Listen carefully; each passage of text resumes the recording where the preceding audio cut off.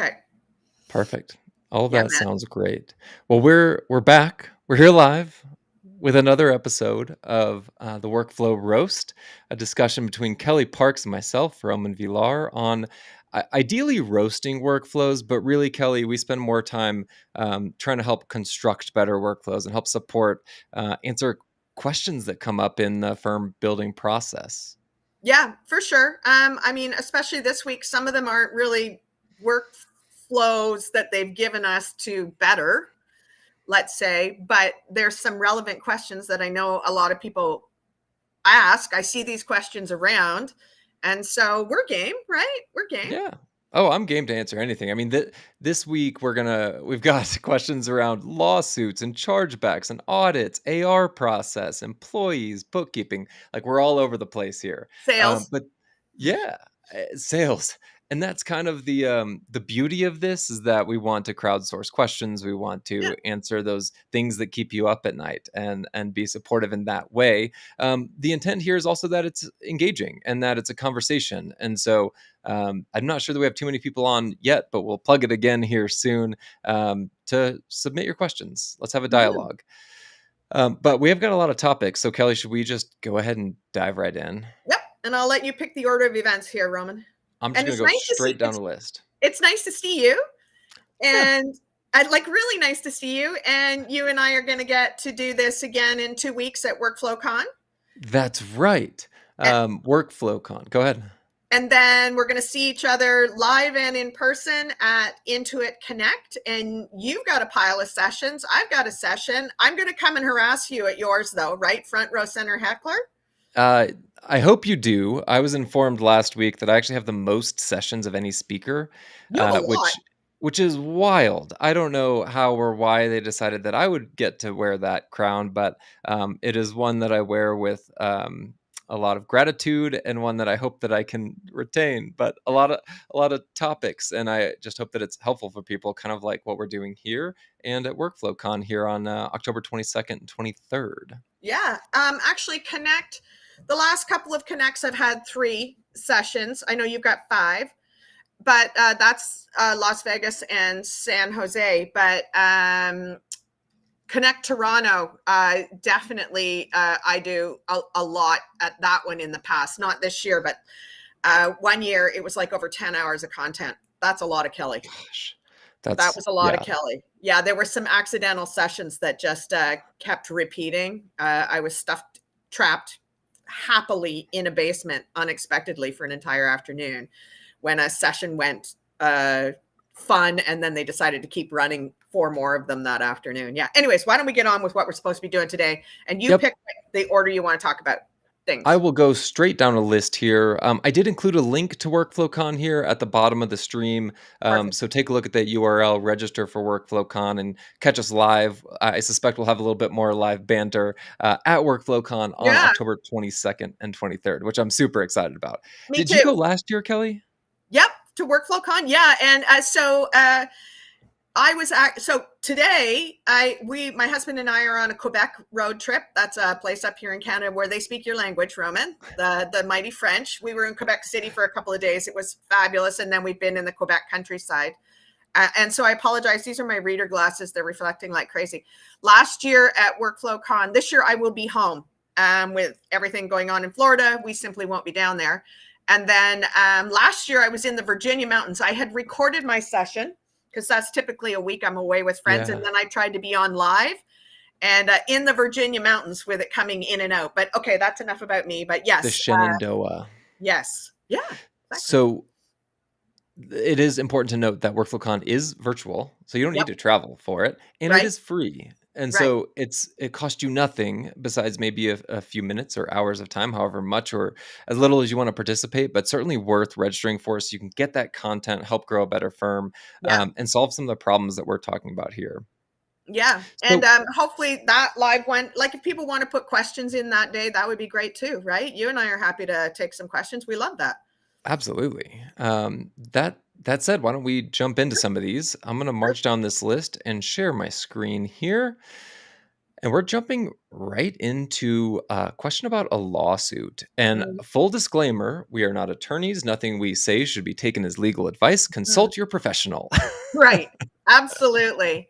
Also, I'm not sure because I'm Canadian, so some of these things, you'd need attestation for this in Canada for Yeah, sure. You wouldn't be involved in this in any way without the proper insurance and credentials. This would that's right. here in Canada would completely be a case of telling them how to access their registers.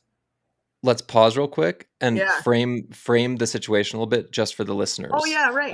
so they understand the context here. Right. So there's a comment that came through, I believe, on Facebook that says, "I have a prospect who's involved in a lawsuit, and the court is requiring them to provide a trace amount of money moving from their checking to savings account. Apparently, their son is being sued for funneling business funds to her, but she wants to prove the money was just hers moving from one account to another. I have a call coming up with their lawyer to get more information." I think that they require is more of an attest agreement. Do you agree? Thanks for your input. Yeah. 100%. This is an attestation case. So don't give them anything. Right. I, Would be I they'd have to learn how to access the register. Would be my advice.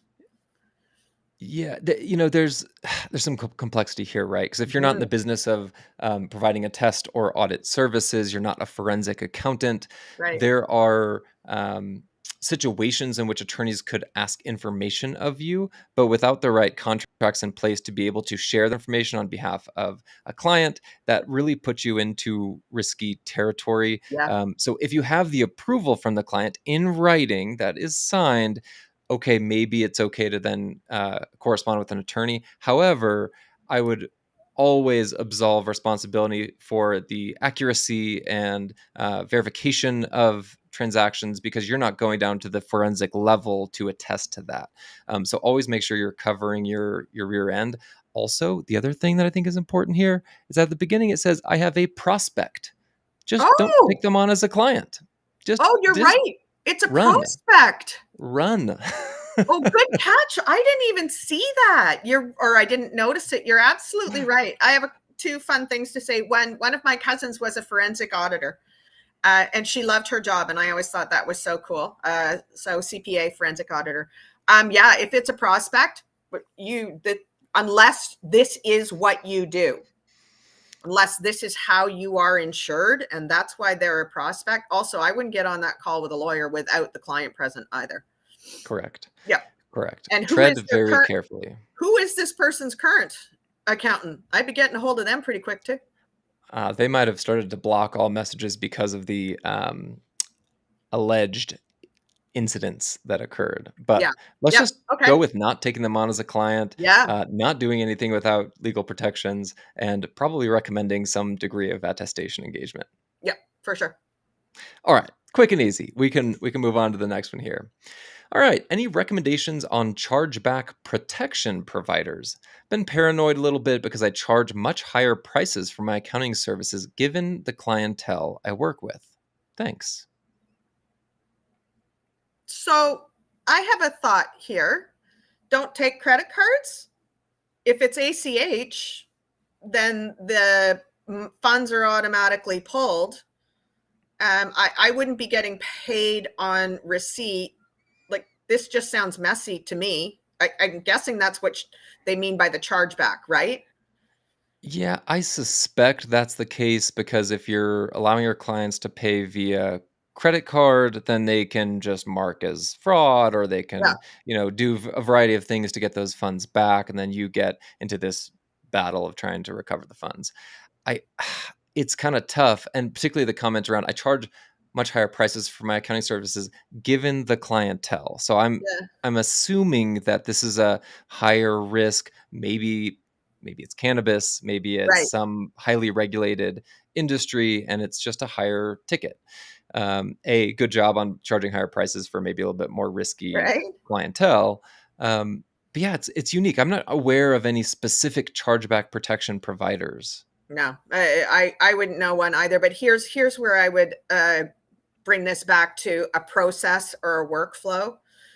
Is these if this is your game, then this needs to be pre-authorized payments paid ahead of services with super tight engagement letters. So your onboarding process here has got to be super tight and get those contracts vetted by a lawyer. As we know, you know, anybody can breach a contract and take you to court and do all of the things, but you need to put that first line of defense in and make people scared to do it. Right. And also a smooth onboarding process that raises your level of professionalism starts to justify your prices. Right. Yeah. So make sure you've got all of those process ducks in a row. And if this is a concern, don't be taking credit cards. Yeah. And don't do Totally. any work until you're paid, and tight engagement letters. What do you think? Yep.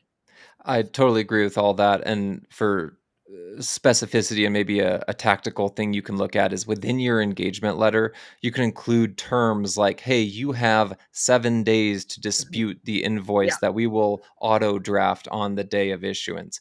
Within that 7 days, there may be some flux in time in which they can dispute any charges. After that, you're contractually protected. You can kind of modify that bar as to how and when you want that to occur, and or use additional language to state historical services are not able to be disputed for X number of days beyond services rendered. There's a variety of ways you can protect yourself, but to Kellie's point, make sure you pass that through an attorney. Yep. And that's what I have. I have some things around how long you can dispute something, especially since I do project work. So, you know, I don't always have long-standing relationships with clients. I bet them pretty heavily at the start. Do a file review for sure. But those project work. So yeah, put that clause right in there as well. The dispute clause. Yep, for sure. Good point, Roman. And since we have a couple more people listening, if you have any thoughts on these things or have any questions as they come up and as we dialogue, let us know. Pop a note into the comments here as we jump to the next topic.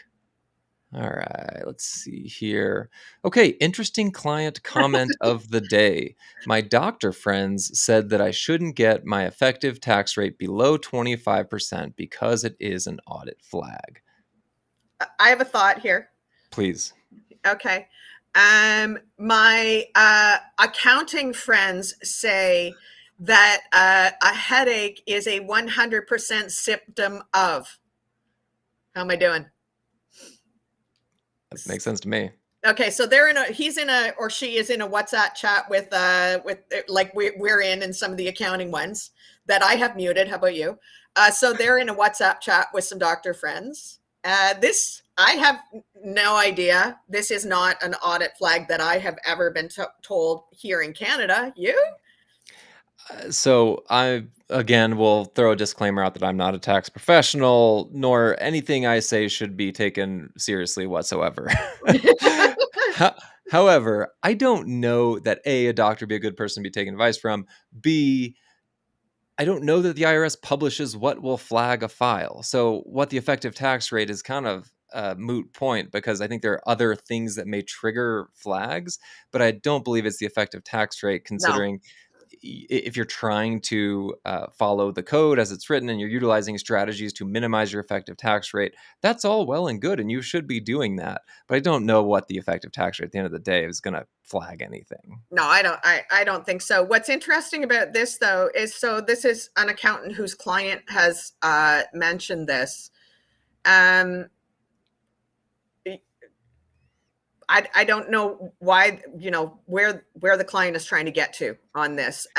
So back to processes, some of this may go back to prospecting and vetting your ideal client. But clients are, you know, they're always going to ask odd questions because they don't know accounting. They're going to go with what their friends said. You know, the other one that you hear all the time is never pay for a meal personally and never take a trip personally and all of the things, right? And buy a G-Wagon. Yeah. So this again goes back to, so one of the things that, and this is what Nio and I are going to be presenting, Nio Carter-Gray are going to be presenting at Intuit Connect, is our welcome guides. We both do a welcome guide for clients. And one of those, and this doesn't really speak to the tax part of it. This speaks to the bookkeeping side for me. Nio is the audit or the tax side. But in my client welcome guide, I do have the 12, I call them edicts of compliant bookkeeping. Hmm. And so it does talk about what some of those audit flags are, right? And Interesting. Yeah. also what here in Canada, we get audit groups. So from 2016 to 2019, this happened in 2020, let's go. They went back for 3-4 years of automobile expenses. They were looking for logs and all of the things. And, Hmm. they'll do a vertical like restaurants, right? Sure. They'll audit a couple of employees. And if they aren't compliant for taxes, they'll audit the restaurant, but they'll do that in a vertical of a bunch of restaurants that have, Hmm. let's say, liquor. Yeah. And so, I do have a list of the things that are coming for audits for Sure. clients that I make them aware of, because they do these audit flags in groups. And so, you could make part of your process should be an FAQ on stuff like this. Yeah. I think a good element of that as it relates to sales and business development is that if you become the firm that is equipping your clients with information like that, then Mhm. your clients become the speaker phones for your firm and Yes, saying, "Hey, my accountant told me X, Y, or Z. Are you thinking about that?" When they're hanging out over a fireplace at night. And right. then that is business development for you. And so, to the extent that you're equipping your clients with really quality information, it could be a great boon for the business. Yeah, and this also speaks to niche, right? So Yeah, this could very well lead this accounting firm or owner or whoever it is, bookkeeper, to a doctor niche. As yeah, same thing you said. Just I had to say it a different way, right? Because I'm yeah. me. That's perfect. All right, let's move to the next statement. I love this topic. Go ahead, Roman. Oh,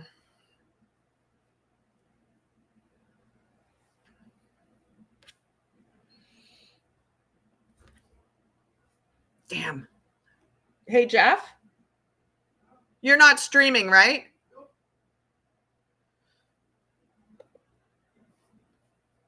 Okay, and we're back. I'm back. So I'm going to keep going with the question here. I hope this isn't a dumb question. I've been working in bookkeeping for almost 7 years. Hey, Kelly, welcome back.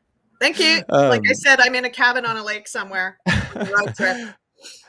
So, been working in bookkeeping for 7 years. Maybe you know the answer to this question, but I've been too embarrassed to ask. There's a lot of things like that, and there's no such thing as a dumb Right. question. But Mhm. when you say that you handle AR and AP for your clients, what does that look like? Are you sending out bill payments, invoice reminders, etc.? What exactly do you do for your clients?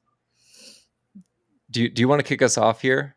Because I've got Sure. a lot of thoughts. So do I. And we are nerds, like accounting nerds. Let's just yell it out together, accounting nerds, because you and I saw this question and we both thought this was a great question. Yes. This is a really great question. This totally speaks to workflow efficiency and making money because technology has gotten better. So I'm going to tell a story. Hopefully this helps with, and I know the question isn't pricing, but I had a heavy accounts payable. They also were heavy accounts receivable, but I'm going to speak to the accounts payable part because this was easy to pick off. Heavy accounts payable. It was basically all Tuesday mornings to put it in, and all Thursday afternoons every week to get the accounts payable looked after and out the door. And once the technology came in where the receipts are coming in the front end, and by the way, this was a desktop and we were Mm. still using the proper technology at the front and the back. So the receipts were coming in and being OCR'd and still sent over to desktop. And then, and so the process got so much better when we moved them to online. And then the bills were being paid by check, but we switched that over to, in particular, it was Pluto that we use, but there's a ton of great payment processors. Mhm. And we went to like 20 minutes on the paying it outside, and we shrunk the 3 hours to about an hour on the getting the bills in. And that didn't even include any of the filing or the handling of paper, because that's all magically done now in the software, whether it's HubDoc, whether it's Dext, whatever it is, right? And then we're pushing those bills out at the back end. And I never changed my price to my client because he didn't care, because the process became so much easier for him Hmm. So he wasn't sending checks back to me. He wasn't going, oops, there was a credit I didn't tell you about. He was approving bills on the front end. We were doing all of the things so that all he had to do was approve those with a couple of mouse clicks and hold off on the ones that he didn't want. And what also happened is I was already working remote. It changed our paper usage for him more than even than he believed was going to be great. So, and didn't change the price for him because it was a value to him. What was the Yeah. outcome he was getting? It was 10 times easier for him. Yeah. So if I can condense that into a short thought, it's you need to understand what elements within AR&P that you're handling provide the most value to the Yep. client, Yep. extract that from, like, remove them from the process so you can own it, utilize technology to create efficiencies within it. Yep. Yep. So, It's always a value statement to the client, but every single case is going to be different, right? yeah, Like, yes. so I think one of the things, and then back to you, I think one of the things you need to decide, what do you really like to do? Hmm. And also, what do you want your business to look like? Accounts payable, it's really, really easy to schedule things and still have a complete lifestyle firm. Accounts receivable, it's a little harder. Yep. Agreed. So I Go don't ahead. do full cycle AR because I am running lifestyle. Yeah, it's a really both of these are really sensitive areas, and there's a lot of levers that you can pull within them, so you've gotta be hyper cognizant of what you commit to taking on Mhm. because, like, this can bog down your team super quickly. Right. Um, the other thing I think about is, like, this question to me is an indicator that there's really not a good methodology for understanding what services you even provide. And Mhm. then when you don't have that clarity in a scope of work with a client, your team's not going to really know what level of depth to take in these different arenas. And so I'm going to share a document here that I use internally. So this is like an inside line here to my thought process on how we are arranging this at our firm. Okay. Um, Let me move over here. Okay, this looks really busy, but let me orient you as to what you're looking at here. So this is our product table within our firm of Full Send, and we all we do is outsourced accounting, CAS services. We don't do any taxes. And so we've walked through a mission this year to work on our internal formula from prospecting all the way down to service delivery and then through client termination, team reviews and things like that. So one of the first steps in creating a really quality data component to our firm has been focusing on our product table. This product table informs us what we're selling, what it's priced at, what work gets done for the clients, how it moves into our workflow, and then effectively like how we engage with clients and then ultimately reprice them if things change. So what we're looking at here, and I'll start on the type. I don't know if you can see my mouse moving around, but Yep. so Yep. on the type, this is a part of our accounting service line. Within the service, when the question came up about accounts receivable and accounts payable, what our intent was in a product map was to delineate all of the different elements that could impact the work that we have with clients, and then the optionality within each of those elements. And so you'll see here in accounts receivable, frequency of invoicing, the Yep. volume, the type of revenue streams, level of detail for reporting, credit control, systems used, integrations, collections, disputes, cash application. Like, there's still probably a lot more to AR than what we have here. But within each of these segments, there are six different options. If I expand this out, there are six different options related to each one of these line items. So if you think about the complexity that comes with managing just AR or just AP, it is vast. And so you can say, yeah, we're going to work on collections for you. We're going to send out the invoices. We're going to do all these things. But then you just pass it on to your team and they just start working without really an Right. understanding of how deep to go with the client. That can create a lot of chaos for a firm. So, in order to better understand what you're delivering from an AR, AP, fill in the blank on what segment you're going into, I would highly recommend spending some time articulating each element within each of the service line items that you're providing. Yeah. This has helped us tremendously. It's also informed a lot of other elements of the business, including our workflow. and just like how our team gets work done. So I'll remove this, but happy to answer any questions on that, and or send this to somebody if they want any insight as to how to build something like that.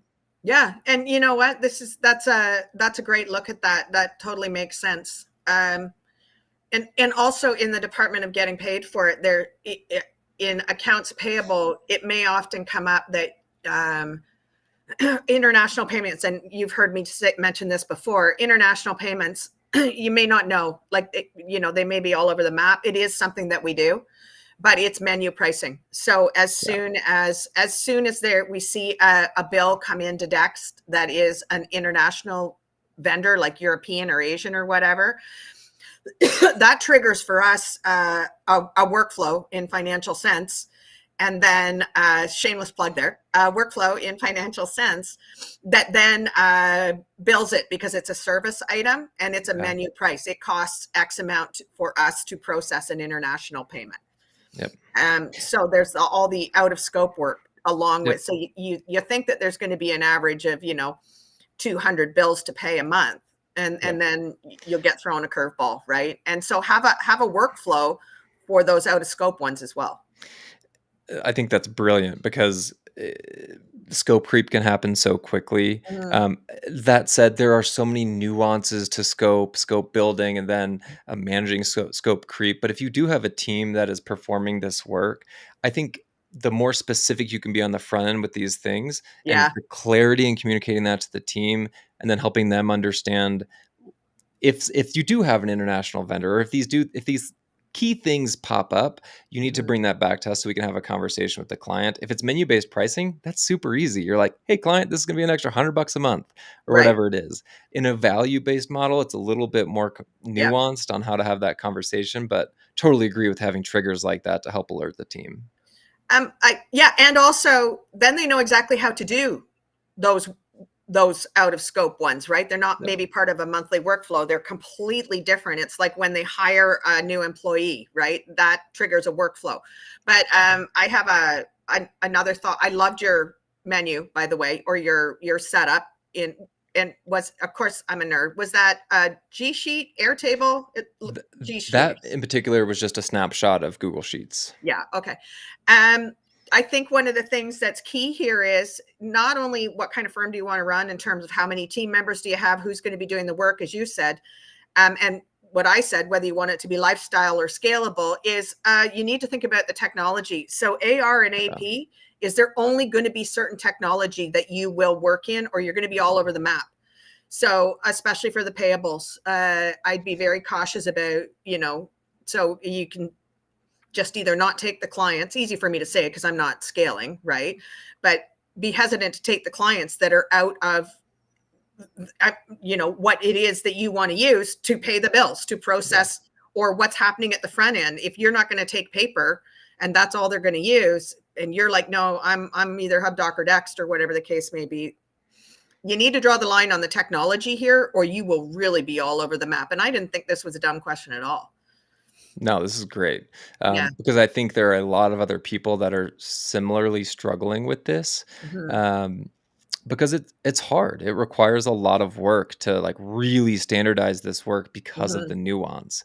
And I think, Kellie, you bring up a good point in terms of the technology focus, because when you narrow it down, you really narrow the exceptions, you narrow the nuances, and so I think it's a really good starting point.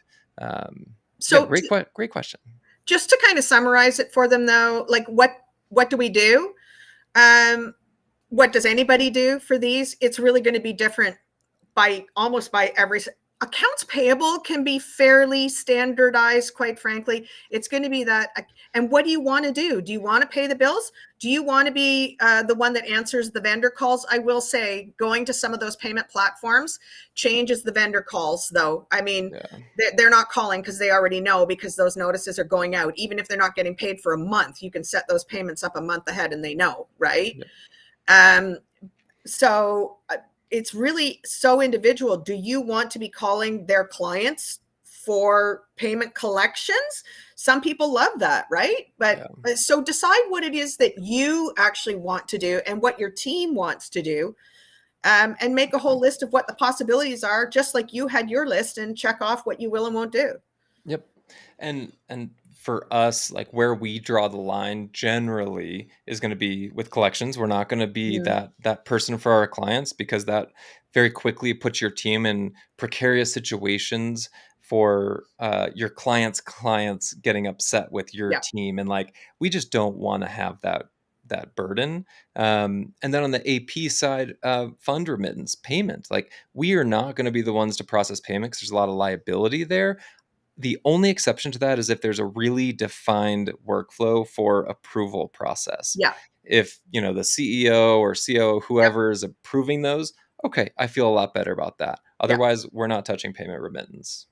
Yeah, and and that goes back to controls. And same, like there has to be an approval process for sure. And you got to have some controls in place. Should the same person who's doing the reconciling at your firm be the one who's paying the bills? Right. So you're going to have to split those out, or I would, anyways.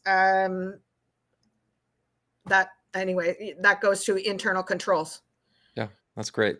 And if anybody's watching or listening and has some commentary on that, throw it in the chat.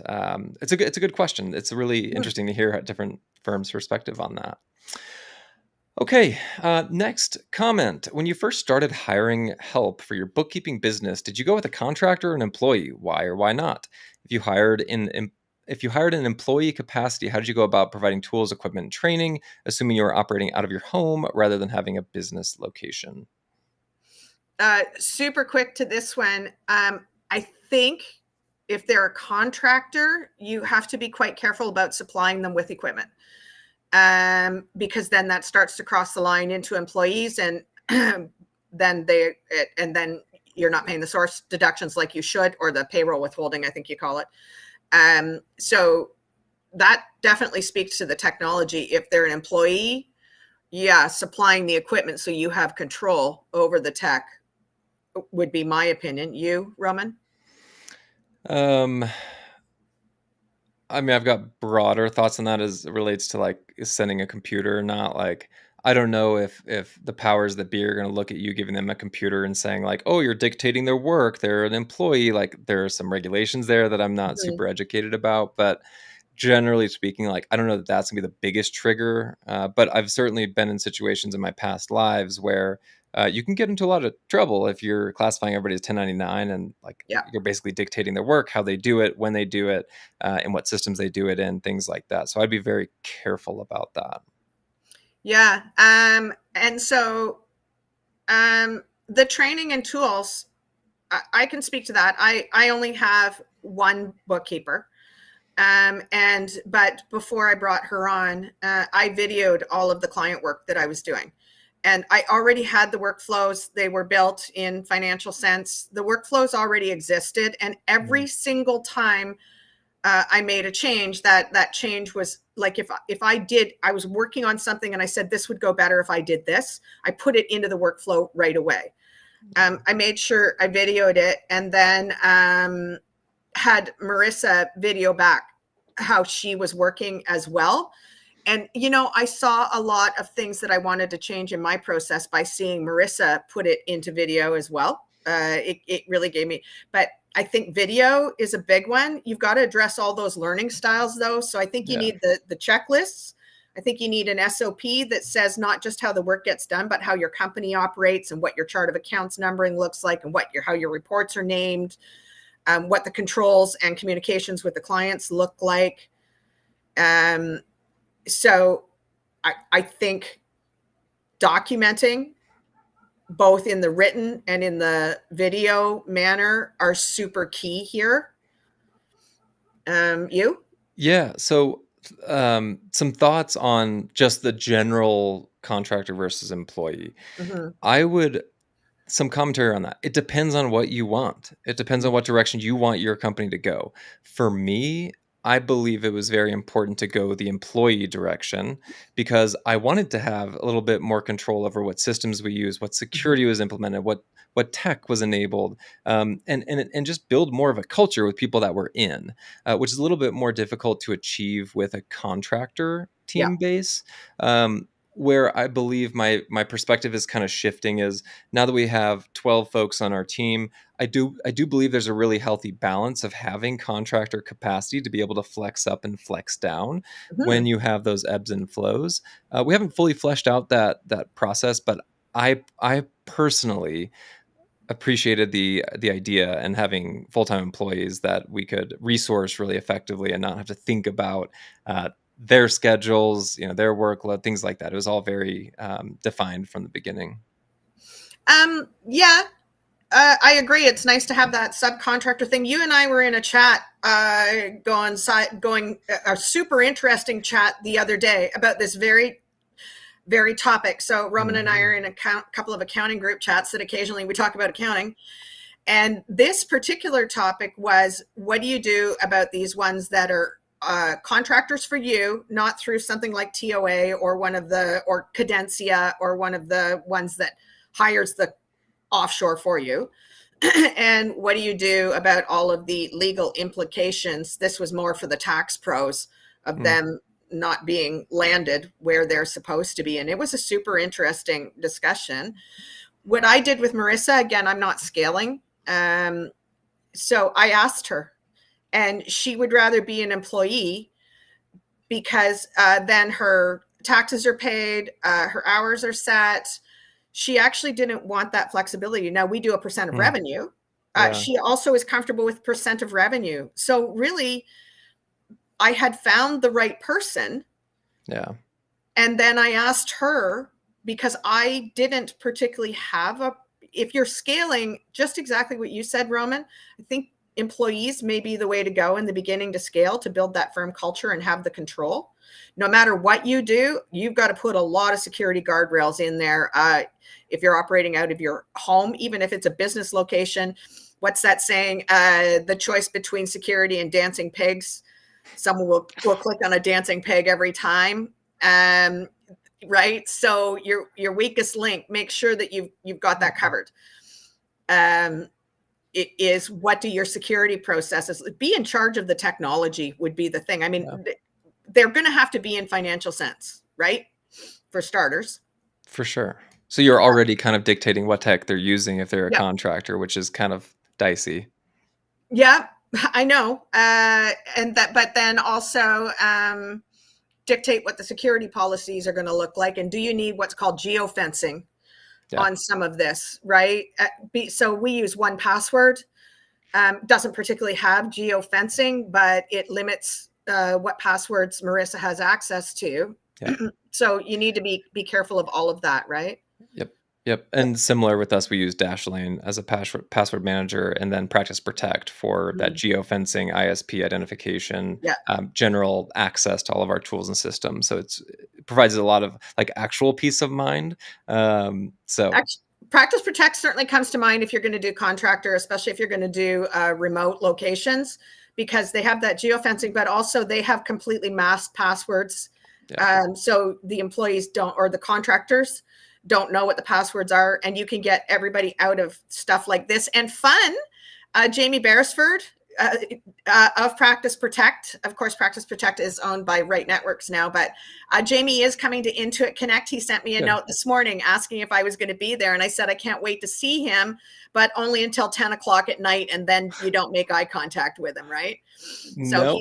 the Australian contingency is coming in, and but That's Practice awesome. Protect is one that I highly recommend for remote teams.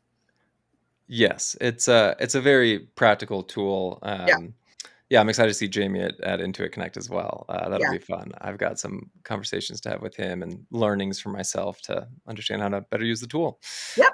But that wraps the 6 topics that we were charted with today. Um, Reminder to submit your questions, submit your Mhm. topics in the Financial Sense user group, submit them on LinkedIn, on YouTube, on X. Everything is kind of aggregated here in a view that we can take and share back with you. And so we're excited. Go ahead, Kelly. Oh, what I was going to say is what I'd really love to see, especially at Workflow Con, is if somebody has a workflow that they actually want help improving, or if they have a workflow that they think is the bomb and we can show it, some screenshots of it or a description of it. Wouldn't that be fun? That'd be awesome. Yeah. Right? Yeah. So I encourage people to send us in either what they are doing that they love, because it's not all about you and I, no matter how hard I try. There's other people out there doing amazing things. It'd be great to see some of those things, right? Or there's ones that they're struggling with. I know the one question is onboarding for me is basically broken into sections, and a project doesn't start until another project ahead of it is completed. So if they don't get through the discovery phase, then it doesn't even activate the task list for the file review, right? And if they don't get through file review, it doesn't activate the next list, which is, doesn't matter. Yeah. But some people like them all in one. It'd be great to see what people are doing for their workflows. Yeah, particularly if there's any process map documentation, anything you'd want to share just on Yeah. like an actual diagram that we can chart out and break Yeah. apart and comment on. Or, That'd be or fantastic. yeah, or screenshot it. Yeah. Yeah, that'd be great. So Kelly and I will be live during Workflow Con in our next session. The link is below to register. That is October 22nd and 23rd. Kelly and I will also be at Intuit Connect that following week. So catch us there. Come say hi. Send us a note on LinkedIn, and we can find some time to meet up. Otherwise, we are 10 minutes past what a typical Workflow roast episode would be like. So Kelly, appreciate your time, and looking forward to doing this again. Okay, Roman, appreciate your time. I look forward to seeing you in a couple of weeks twice. Perfect. Okay.